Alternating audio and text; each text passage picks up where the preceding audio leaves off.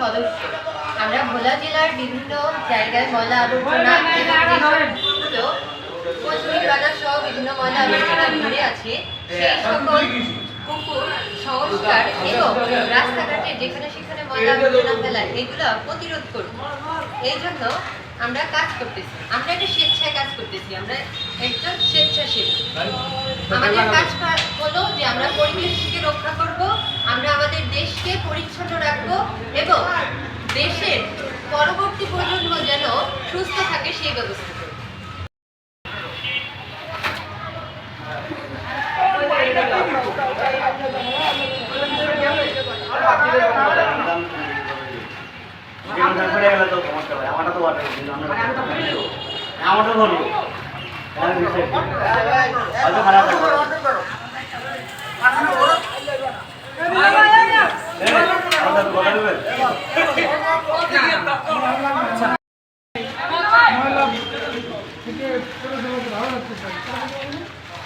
বলো